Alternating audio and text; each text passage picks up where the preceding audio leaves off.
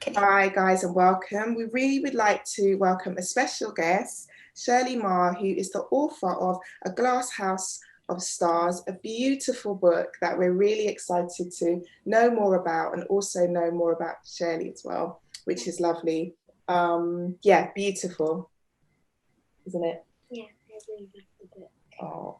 So right, we're going to get on to the questions. And the first one is, can you tell us about The Glasshouse of Stars? So, A Glasshouse of Stars is a middle grade fiction novel, and it has a touch of magic about it, but it's also based on the true life experiences of my migration to Australia when I was 7 years old. Nice. And I'm hoping that this is a book that people can read, and hopefully it will sort of open their eyes or give them a different point of view about what the migration experience is like for young people. Yeah, definitely. And I guess it goes on to our next question, what inspired you to write this book? And you did say a little bit about it. Could you explain like a little bit more without giving too much away? Yeah, sure. So it is based on what happened to me when I first arrived in Australia. And it's a story that I've been trying to write for a very long time now. And I think in the last few years, I just felt that more than ever, it's something that's very important to be out there in the world, because I feel that migration is always a topic that's always going to be there. And most of the time, it's very poorly represented and underrepresented. So I wanted to put out something there that was a positive statement that hopefully people will pick up, read, and it'll just help them change their mind. And if I can change like the mind or enlighten the mind of one reader, then I feel like my job is done as a writer. Do you agree with that? Yeah. You really enjoyed it. I love this book. I tried to read it the other day, but Oh. happen. Yeah, I finished it as soon as possible. I just love the storyline, and it's really inspiring. From when you were little to now, which you are well renowned for. Oh, thanks, Shirley. That's so lovely of you to say. No problem. So the next question is, what do you hope young readers will take away from this book? I hope that it helps develop their idea of compassion, and to, make people understand how important it is to be kind to strangers and kind to people that are new to the country, and that everyone's had hard journeys, and that coming to a new country is hard because there are so many new things, and to be just, I think, a friend, and to be compassionate, and understanding. And I think those are important qualities to have anyway. And I think we should, think more about how we can be better people, and to bring all these qualities more to the forefront and have them recognized more. Yeah, I think that's really important because especially as a young child coming to a different country, it must be like really scary and like also trying to like fit in as well with the different culture, and even though you've got your family that stay with their culture and keep their traditions, it's still quite hard if you're going to like school or just going out to the shopping mall and stuff. It's still like quite scary, but yeah, that sounds really good. The next question is, one of the messages behind the book is to always find light in the darkest of times, like you just said. Are there any other key messages that are related to the story? Yep, so I'd say, like you were saying, resilience is like the most important message I want to get across. And the other message that is important to me is finding your place in this world, but not necessarily thinking it's a bad thing if you view yourself as a misfit or like an outsider, that you can still fit in and be part of society, but that you don't have to be just like everybody else. And that's important if you're different and you've got different cultures and practices and you look different, that there's a place for you eventually. And it might take a while for you to get there and to find your place, but you don't always feel like you have to be like everybody else. and it's important just to be yourself. Yeah, definitely. When you arrived, was there a small community that had your same beliefs when you came over, or was it like really different from coming from home? My parents had a few friends living in Perth, Australia, so they felt comfortable moving here and joining the same community. But at the same time, we were a very small community at the same time, and we did our best to try and fit in and, learn the new cultures and the new way and the new language. But this was in the 1980s.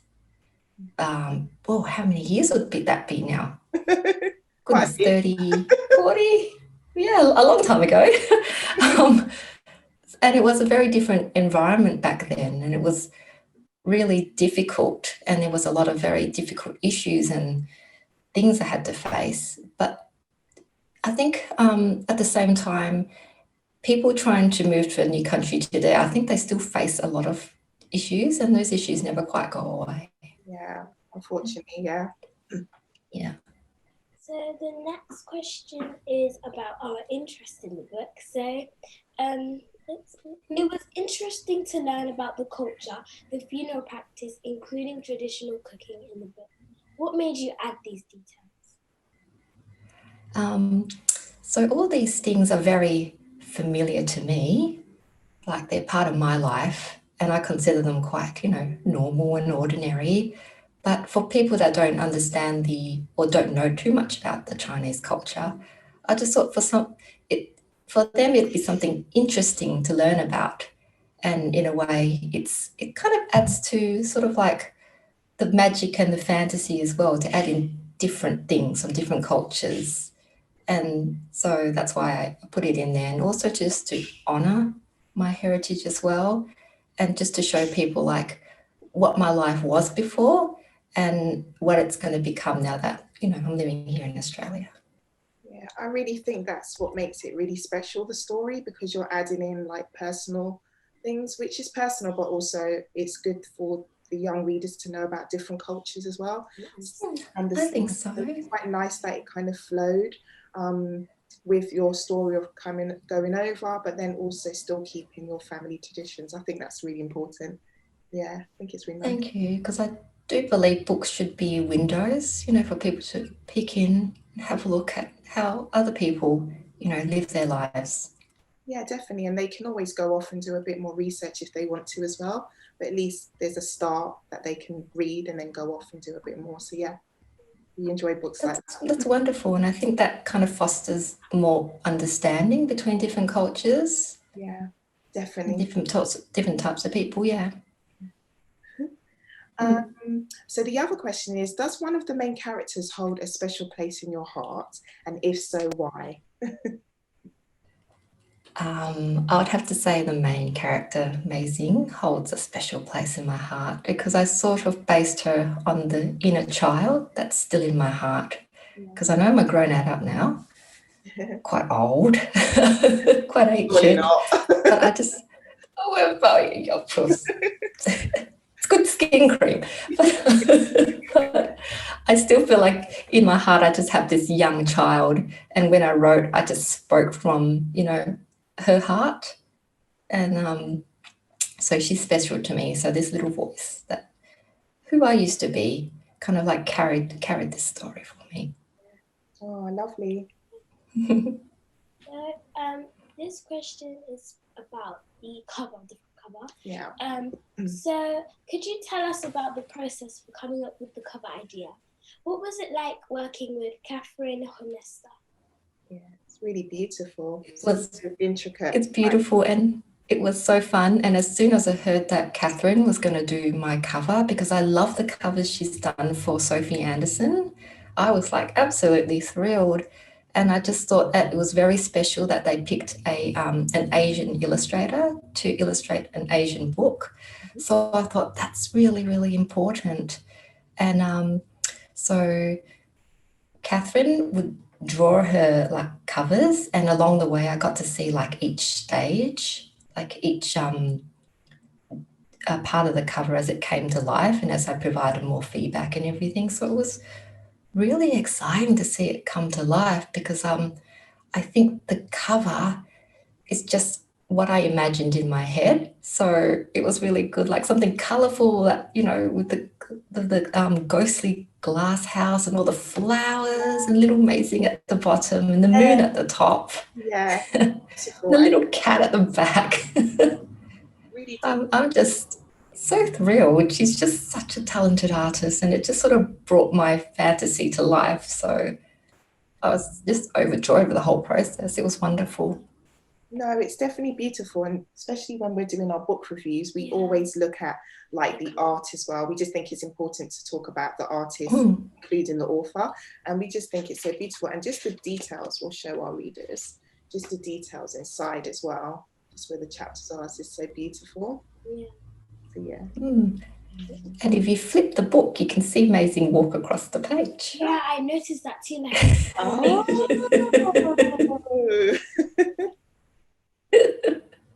She loves detail. She loves detail. She's really like, oh, that's so gorgeous. I love detail too. See, guys, that's a little trick we got there. So you have to get a copy of that so you can see. Oh, nice. Oh, so the next question, the last question before our exciting fire round questions is, what are you, are you working on anything at present? Any new projects at the moment? I'm working on my follow-up novel. So I'm actually onto the first structural edit. So I've submitted it and I'm waiting to hear some feedback about it. But I can tell you both a little bit about the story, if you're curious. Yes, please. So it's another story about the Asian culture and also about migration, but this time it's about two sisters, and it's going to be based on like the relationship and the adventures I got up with my own sister when I was a little girl. So, and I've always wanted to write a sister story because I'm a big like Frozen fan, because my sister thinks she's Anna and I'm Elsa.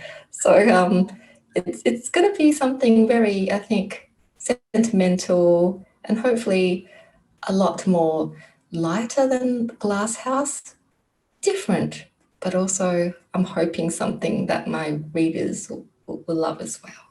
Wow, that is an exclusive for our readers. Thank you for that. That is so exciting, isn't it? Really, I'm excited. Yeah. Oh, that must be so lovely to write. Yeah, a story about your sister. That's lovely. Right, quick fire round. Do you want to do those? Yes. So the first question is, what is your favorite color? It's actually pink. Oh, we got a bit of pink in here. Yeah. Yeah, I love that hot pink. Right, nice. If you had 3 wishes, what would you wish for? I reckon I would wish for happiness, happiness, and happiness. Oh, that's a good one. That's all I want. I think that's all you need, really. Really, it's all you need. Yeah, positive, yeah. What is your favorite place in the world? Oh,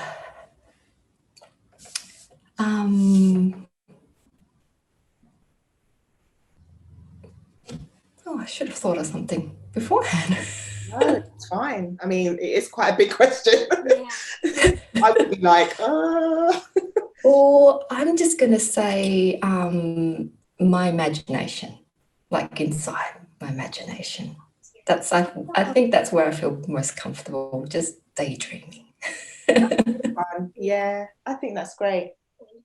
Wonderful answers. Cool. So, guys, it's out already to purchase, and it's really lovely. Sadé, you really enjoyed it, didn't you? I'd recommend all of you to buy it. It was so lovely speaking with you, and just to get to know you a bit more, and also your little secret that you told us at the end. So until next time, thank you so much, and until next time, bye. Thank you for having me. Bye.